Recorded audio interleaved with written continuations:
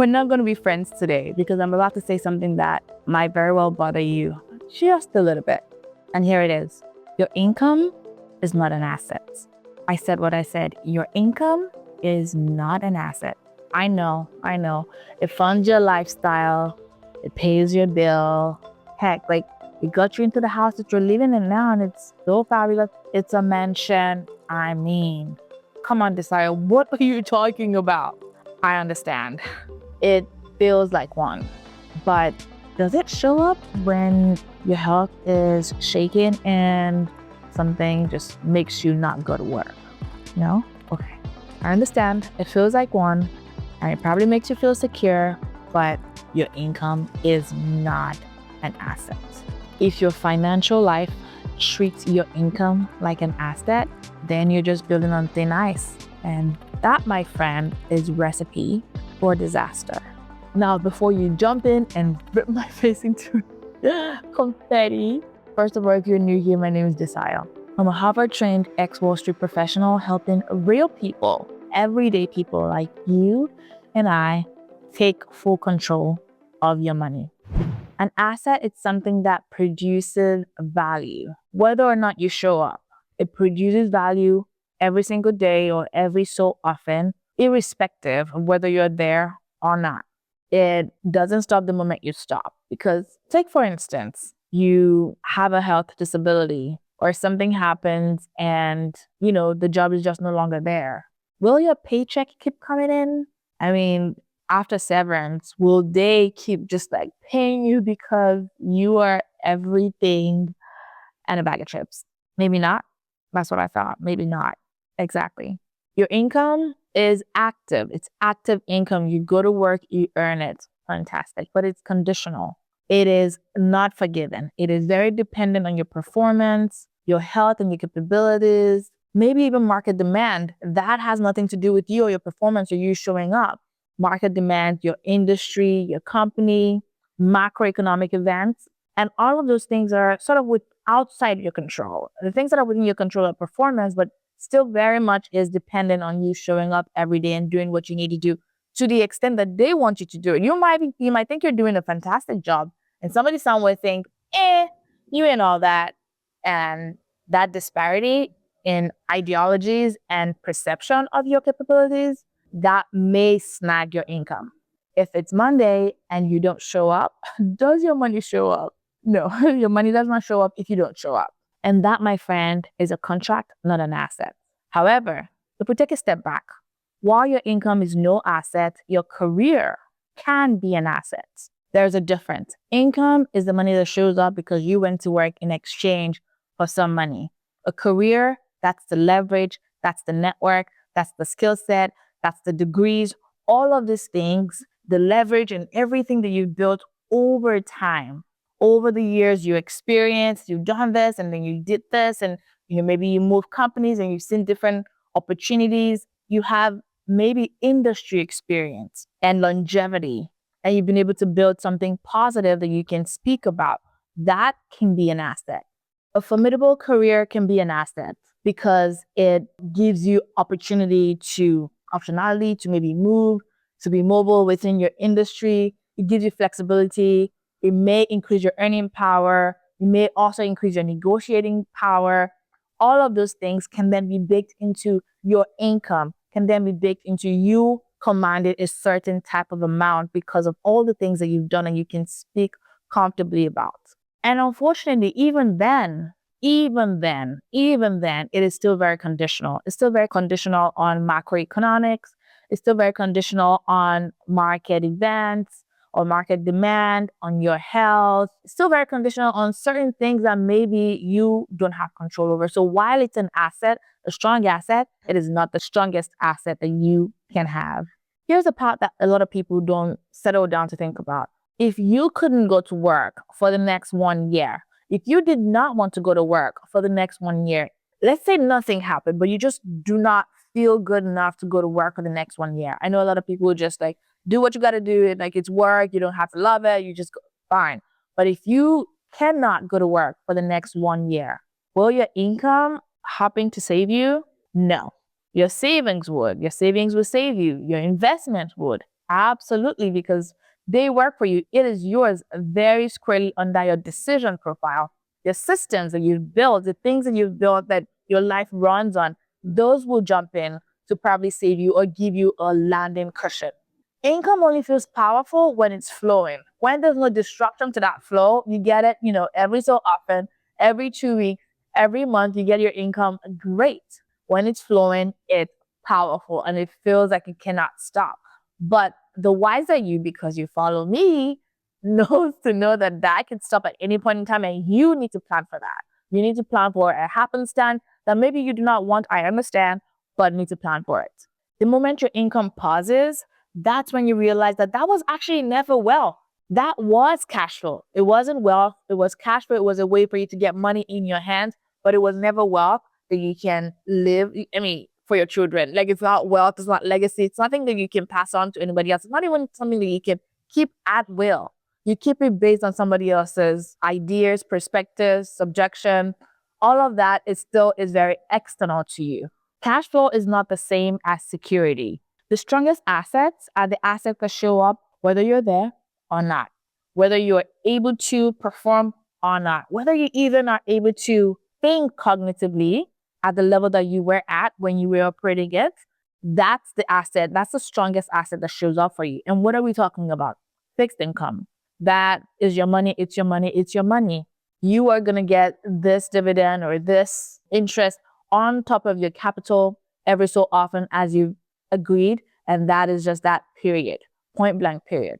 Dividend paying stocks. Your dividends will come in whether you're incapacitated, whether you're tired, whether you just don't feel like it. It doesn't matter. They show up. It shows up in your bank account because that's the agreement you signed. Cash flow in real estate. Everything going smoothly. You're doing the things that you're supposed to be doing. The cash flow stays there.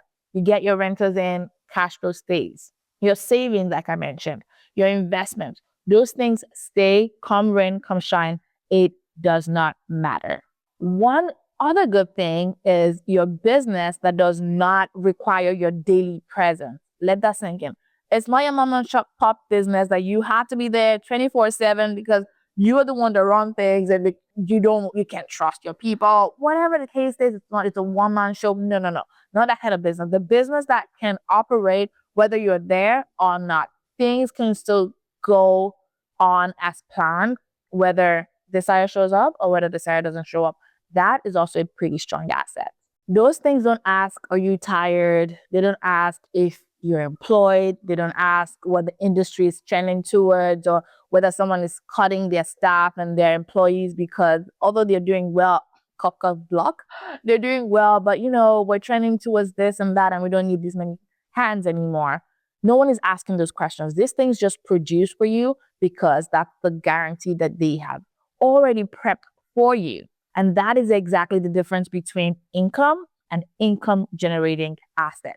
They just produce. Your income generating asset just produce. Voila, it's there, it shows up, it's consistent, it's dependable. If your lifestyle, the lifestyle that you've built, your entirety, if it depends on something that only produces when you're there and disappears when you're not, it's not wealth, it's motion. Does that make sense?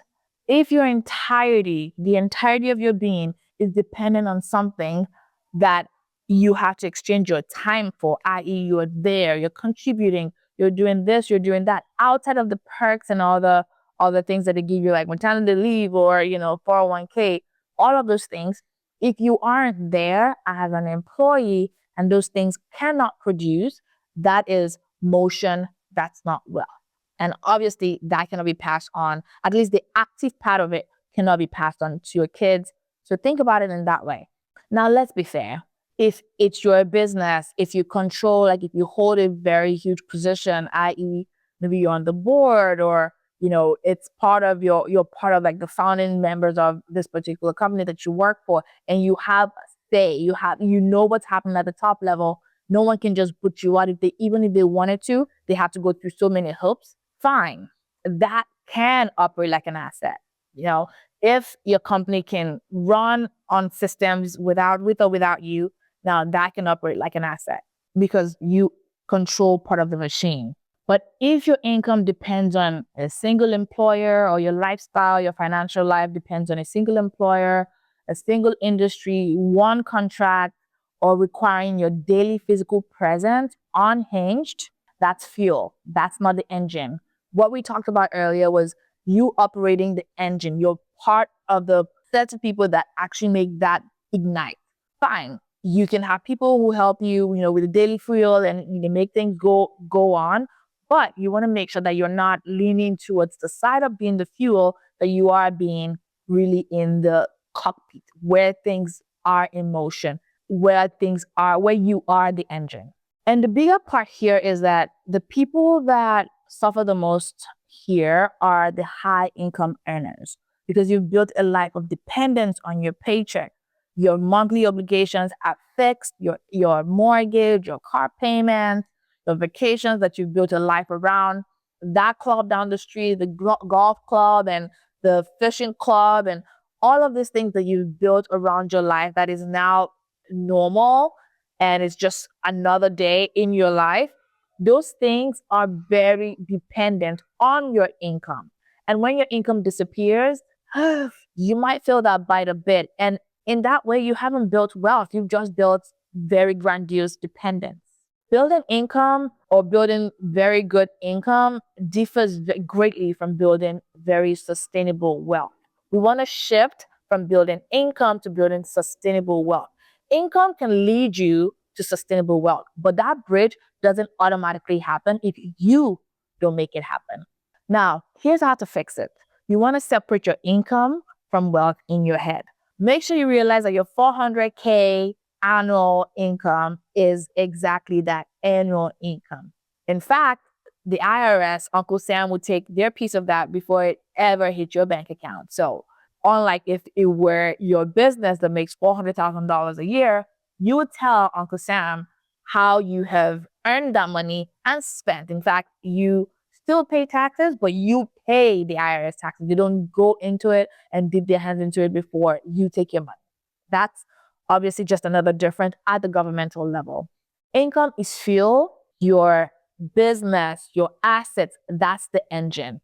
Fuel burns, fuel is labor, engine produces. Engine is capital. Do we understand? Then you want to stress test your dependence. If your income were to drop by 30%, you got laid off, the only next job you could find over the next 9 months paid you 30% less. What breaks first? Is it your lifestyle? Is it things that you are now just accustomed to? Because, I've been going to the Bahamas for the past 4 years. Or, I only like to vacation in Monaco. When we go to Paris, I just really like to stay. Oh my goodness, I can't believe myself. You need to understand that all of that, if it's dependent on your income, my darling, you are building on thin ice. Thin ice. If everything breaks, if you had to deal with a 30% pay cut, then you're over leveraged on your paycheck and you're just living sort of paycheck to paycheck in a way. Whether it's literal paycheck to paycheck or 3 months at a time to 3 months at a time, you're not building wealth. You're building that fuel and you're depending so much on that inflow.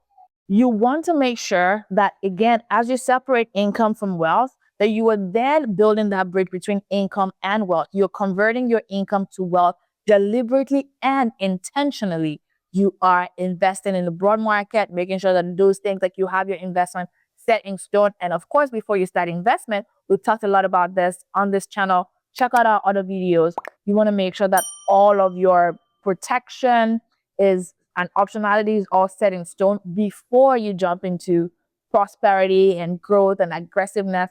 But you want to make sure as you're building that bridge from income to wealth, that you are converting your income sort of to, whether it's investing in real estate, if that's your area of strength, investing in the market, if that's your area of strength, or if you're leaning into it, buying cash flowing businesses that are defensible, and that you know that even in a downturn economy, they do okay, or at least they will survive. May not thrive in a downturn economy, but they will survive. You want to make sure that they are dependable. You could also decide that, you know what, I'm going to just get more certifications in my field. If we were to applying for a job, I will obviously stand up because I know my audience and I've invested in myself. You can do that too. Investing in yourself, developing your skill set. Like we said, your career can be an asset because now you've built all of this leverage for yourself, and that helps your negotiating power. Your income should be constantly converted into things that will generate money for you without constantly needing your presence, your daily presence, your constant touch, your constant massaging, your constant presence. Your income should be converted into that, and then you can begin to lay the foundation for building long-term and sustainable wealth. That's how you reduce risk. Here's how you know whether you're building assets or just cash flow, just income or actual income generating assets. Number one, if your income were to stop tomorrow, how much would you still have coming in? If you're traditional, I go to work, I get a paycheck, were to stop tomorrow, how much would you still have coming in? Is that through dividends? Is that through rent collection? Is that through interest payments on your fixed income? Is that through business that's already cash flowing, a separate business? How much income would you still have coming into your pocket if your traditional paycheck stopped? If the answer is zero or very little, you are highly dependent on fuel, and you need to convert that to engine. All your raises, your bonuses, your raises annually or even biannual, however your company does it, are they increasing your expenses? I.e., you just got a Chanel purse, or you just got that Mercedes. My goodness, it drives so smoothly. It is, you can cruise or you can put it on Snapchat because, hey, that's great. That's great. Your bonus can fund that. But if your bonus is only just funding that, you're scaling fragility. Your lifestyle is great. It's good to be comfortable. But at some point, you need to know that your bonuses and your increments and your raises should fund your income generating assets and not just expenses and lifestyle upgrades.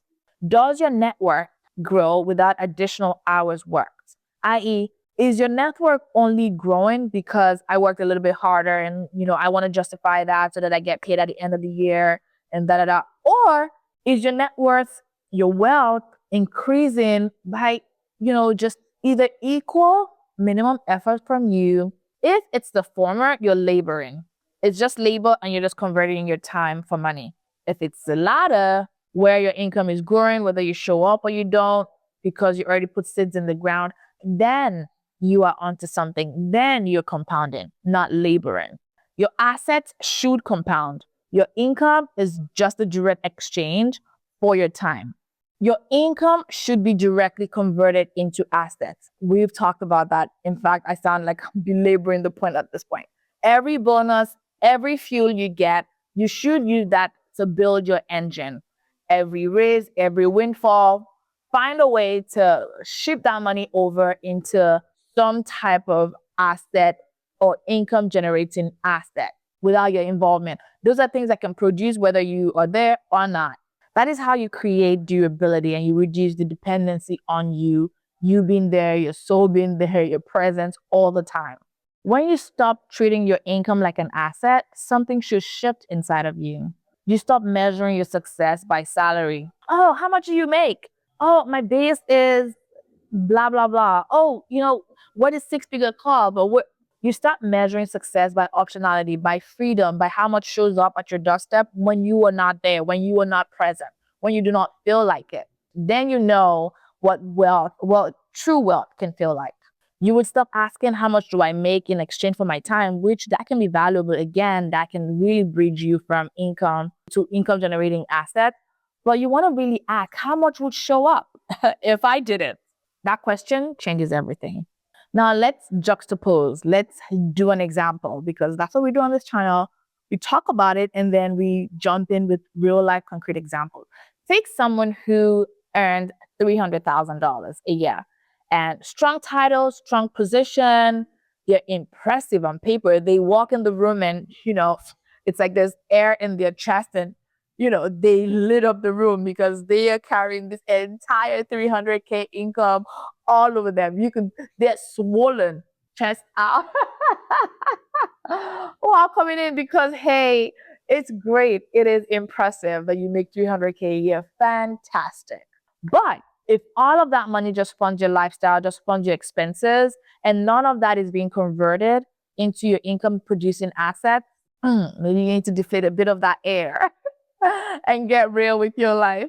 If you have zero income when you don't show up, you have no business distribution or, business profit distribution, you have no interest coming in, you have no dividend, you have no real estate cash flow coming in, we need to rethink this.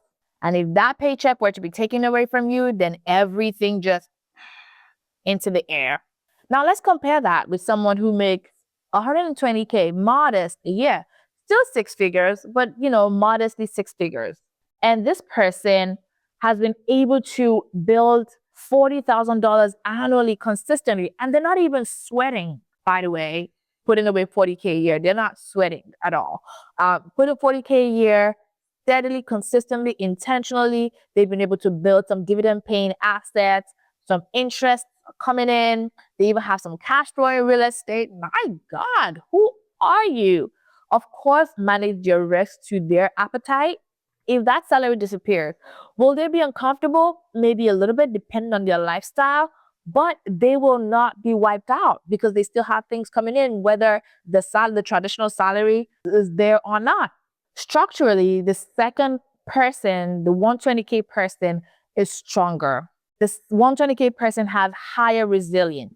Yes, the $300,000 person has higher income, but the 120K person has higher resilience and resistance. And resilience and resistance is closer to wealth than income will ever be. Resilience is that bridge that you need to build between your income and your wealth. Your income impresses. It impresses all of us in the room. But your assets, it will protect you. Your asset is what would have your back, not my back, your back. Your income is powerful. It's powerful. It will fund your lifestyle. It will give you the vacations that you want, but it's temporary and it's fragile. Your assets are durable. Your assets are the things that will give you that cushion that you need. Your assets are the things that will show up for you when nobody else would. You can't even borrow money from anyone these days. Maybe your credit card, but your assets are those things that will show up for you when everything looks bleak and nobody is there for you. Again, if your lifestyle depends on something that would just only show up when you do, that's motion, that's inflow, that is not an asset, and that's not wealth. Let your income fund your wealth, build asset, and let your income be that inflow into building your wealth. Do not confuse the two. It is very easy to confuse your income as if it's an income producing asset, but they're two separate and different things. Your income can be powerful, but your career, that is where strength lies. But even that is not the strongest asset. Your career, building that bridge to your assets, your income producing assets, that's where wealth lies. Your income generating assets wouldn't ask you how best to perform compared to your peers. They wouldn't ask you what we think about paying you today. Is that how much do we want to give you in bonus? No, they just show up because that's the contract you sign and that's the seed that you put in the ground. Stop working because you have to and start working because you want to. And if you like content like this, if you like hanging out with me, the style, well, you're to brag about it. Yes, brag about it by subscribing and hitting that notification bell so that whenever I drop a new video, you're the first to watch it. We would love to have you. And yes, please join the family. And of course, until next time, I will see you on the next one. You better get your money right.